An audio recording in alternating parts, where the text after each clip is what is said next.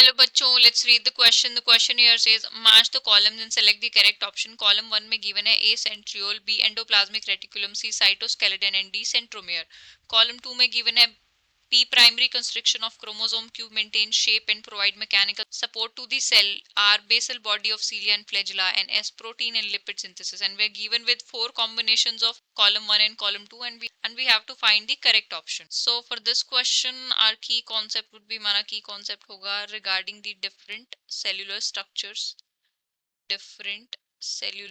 and their function. Cellular structures and their function.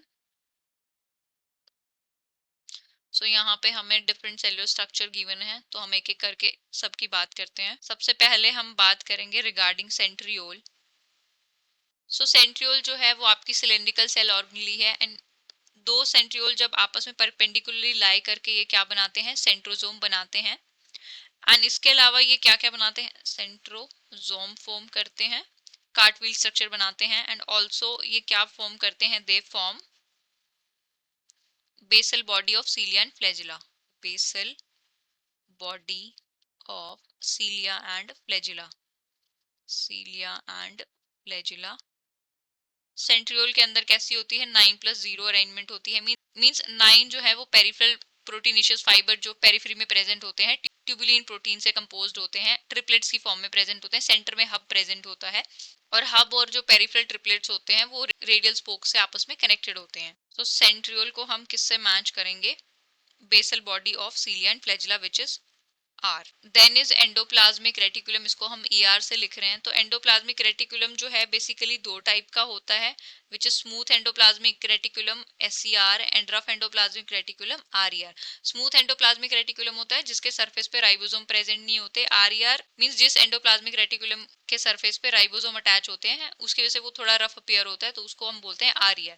SER जो होता है वो लिपिड सिंथेसिस में इन्वॉल्व होता है, उसका फंक्शन लिपिड सिंथेसिस, और कुछ स्टेरॉइड हार्मोन्स यहाँ पे बनते हैं। RER जो है राइबोसोम उसके साथ अटैच है, तो ये प्रोटीन सिंथेसिस एंड सिक्रीशन में हेल्प करता है, प्रोटीन सिंथेसिस एंड सिक्रीशन। तो हम B को किसके साथ मैच करेंगे, यहाँ पे प्रोटीन एंड लिपिड सिंथेसिस के साथ, which is S। Then is cytoskeleton. तो साइटोस्केलेटन जो है ये फिलामेंटस प्रोटीनेशियस स्ट्रक्चर होती है साइटोप्लाज्म के अंदर। It includes your microtubules, intermediate filaments, microfilaments, and cytoskeleton जो है इसका फंक्शन क्या होता है, ये सेल को मैकेनिकल सपोर्ट देता है, मैकेनिकल सपोर्ट, मोटिलिटी प्रोवाइड करता है, motility, and maintain the shape of cell, maintain the shape of cell.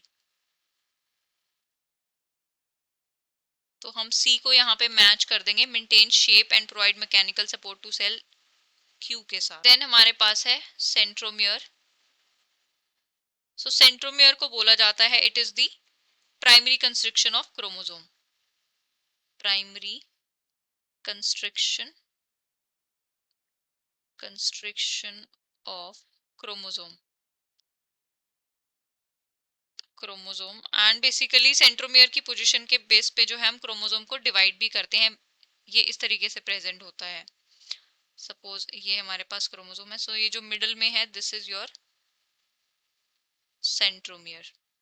So D को हम मैच कर देंगे P के साथ, that is primary constriction of chromosome. तो हमारे फाइनल मैचेस क्या क्या आए हैं, A के लिए आया है हमारे पास R, B के लिए हमारे पास आया है S, C के लिए हमारे पास आया है Q, एंड D के लिए हमारे पास आया है P।